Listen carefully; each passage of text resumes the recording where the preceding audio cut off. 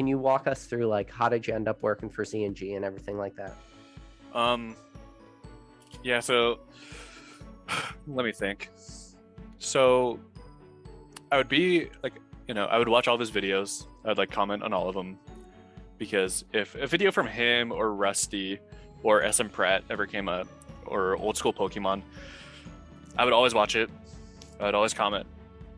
So I think that just like enough of that, and like he'll notice you, like anyone at his size, if you're just always there, if you're always present, if you're always in live streams, you'll get noticed. Definitely.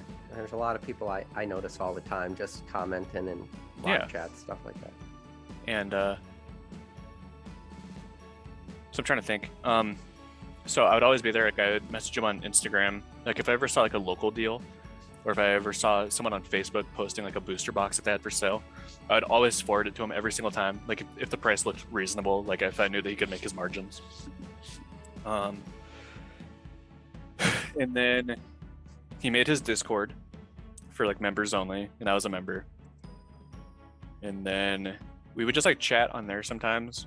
And then eventually, like, I think the timing was just kind of perfect. Like it was peak graded gem returns coming back.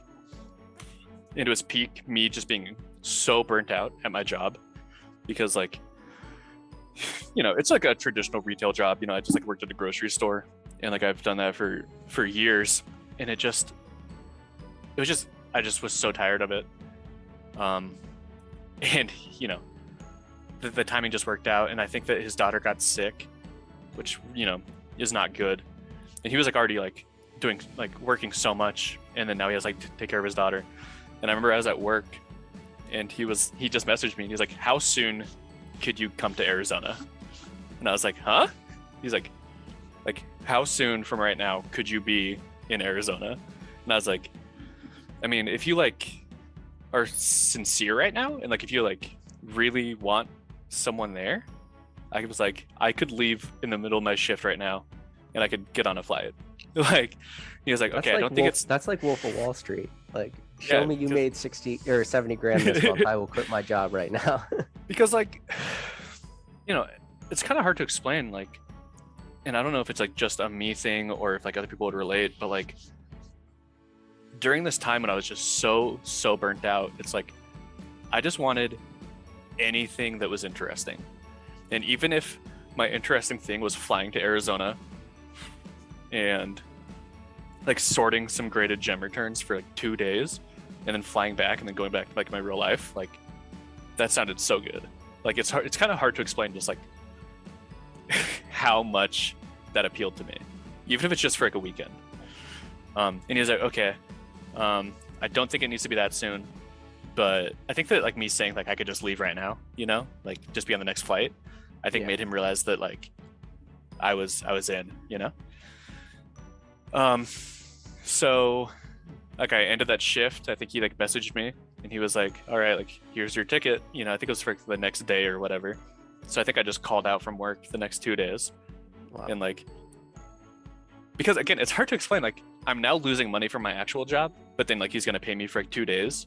So like, I don't know the math. Am I making money? Am I losing money? Am I breaking even? I don't know. But I also like don't care, because like, even if it is just like helping out a friend, or like helping out someone that I know from YouTube, or even if it's just for experience, like I'm not going to be bummed about like losing $100 doing it. You know what I mean? So yeah, he flew me out. I stayed here for a couple days, slept on his floor in his living room on a blow up mattress. And then I think he offered me the job then. I can't remember. And then I flew home. I continued working. He like officially offered me the job. And again, I think I like tricked myself into like thinking about it, but I think I knew that I wanted to do it, because like it would really make me feel awful if he had to like find someone local, if he had to like find someone new, like build trust with someone, find someone that the community could trust with their cards, because like I say like a card is worth $100 or $1,000, like so casually, but like that's so much money, and I understand that. But it's like you want to have someone that like your community can trust. But yeah, I mean, the worst thing I could imagine is just me continuing to work overnight, like graveyard shifts at a grocery store, stocking shelves, and then like watching him on YouTube and be like, huh, like his business is growing, or like this is growing, or even if it's not growing, like there he is, doing cards for a living. Yeah. And here's me 3 o'clock in the morning drinking coffee because I've worked for another 6.5 hours.